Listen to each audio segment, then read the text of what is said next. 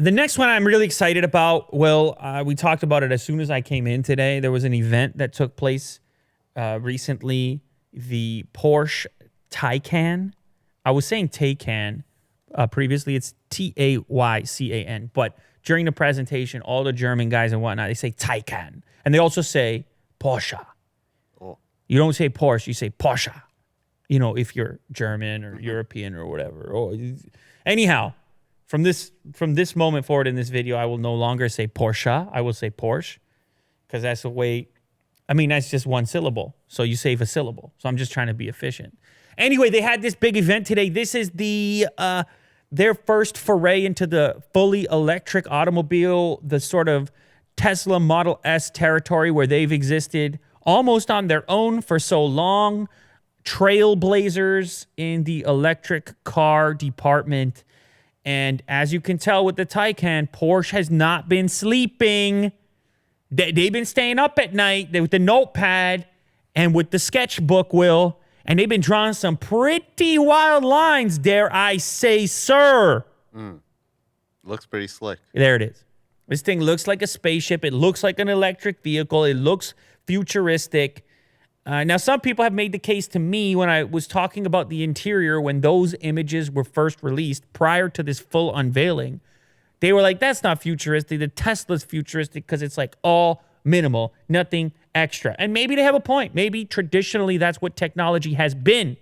But for me, this one's just a bit more fun.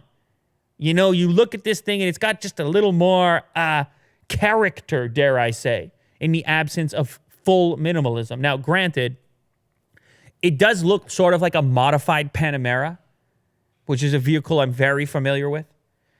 It does share some elements with it. I don't think that's such a bad thing. This company obviously has this incredible history with automobiles, racing, and quality vehicles. So if they're taking inspiration from their other models, which are tried and tested, so be it. Great. And they're backed up by VW. Yeah, so this is part of the parent company VW, which actually is going to play a role actually in the rollout of the chargers, because there will be a charge network for this, and that actually brings me to my next, probably the most exciting thing for a lot of tech heads about this particular vehicle. It will be expensive. I should say that right out the gate. It's going to start at $150,000, but one really interesting element is the speed at which this thing is going to be capable of charging. It's going to be unique to this vehicle. It's going to be able to get 100 kilometers of range in 5 minutes of charging. Is that right? Can we get a verification on that? Did I say that correctly? I think it's somewhere around there. Anyhow, it's going to charge really fast. I think 25 minutes is going to give you 80% of your overall battery life. It's going to charge at around 800 volts or something like this. It's incredibly fast charging as far as you need to be concerned.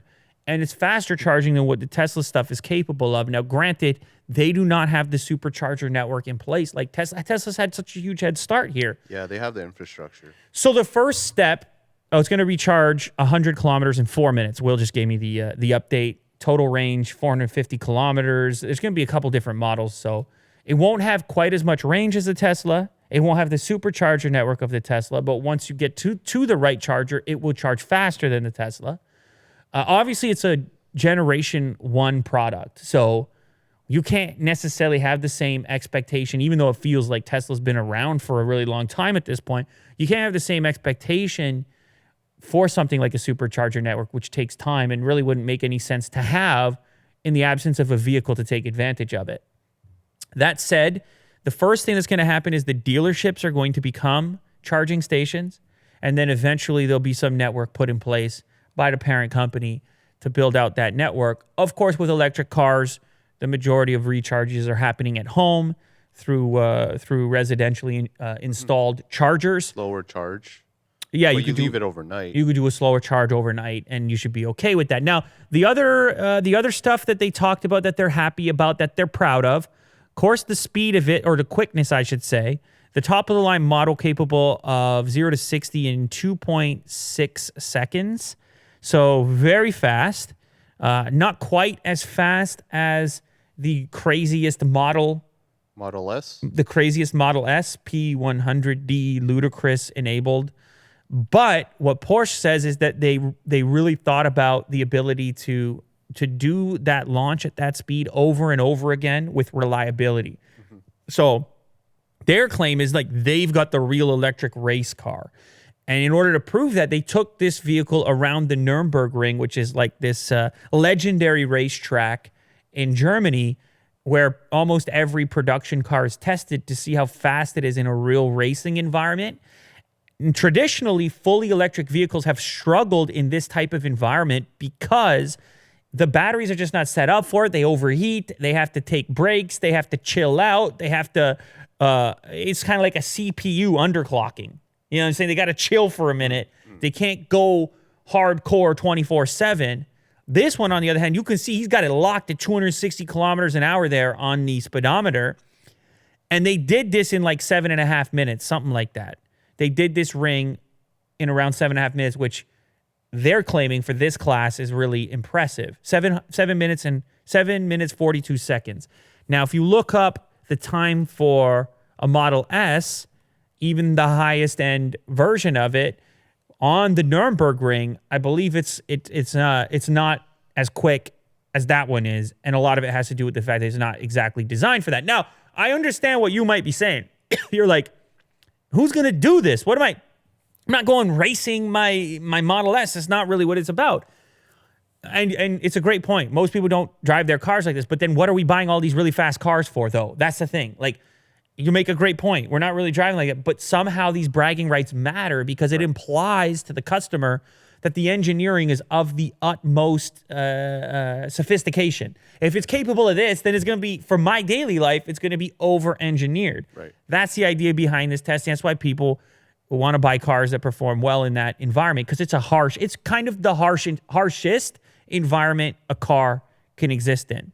Now, as far as the interior is concerned, a lot more screen. There are some parts here that look to be shared with the Panamera and other Porsche vehicles, but it's even more screen than on anything they've made before.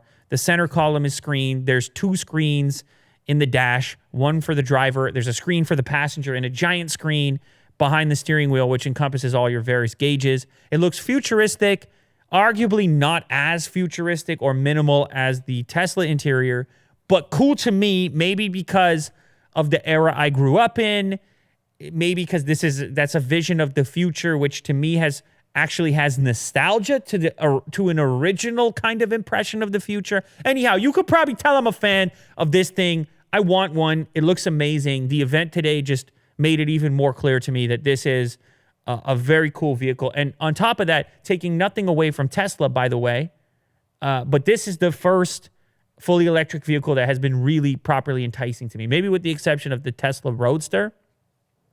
Not that I don't like the vehicles, like the Model 3, for example, that was in here. That thing was incredible, especially for the money. It's incredible what you get.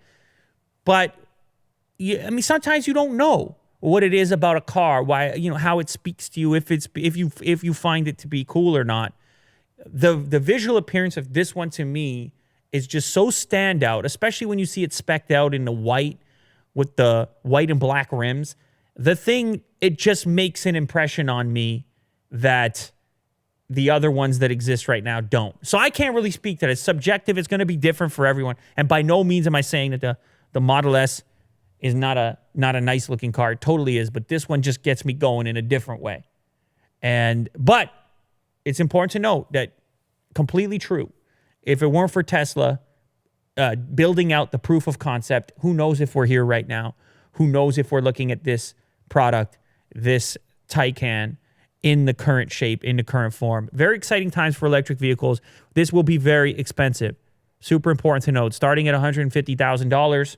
So it's not targeted at everyone. But of course, Porsche says something similar to what Tesla says, which is, hey, if this thing's successful, we're going to make some cheaper models as well, targeting something closer to 100,000, knocking like 50K off of the price point. And who knows, maybe because of the parent company, VW, we see this in even more inexpensive VW products, some of the tech and some of the things they learn from this particular model, similar to the trajectory with Tesla, where they start with the expensive Model S and then The tech can just trickle down. It trickles down. Okay. So anyway, very exciting times. It's so cool looking. Go check it out.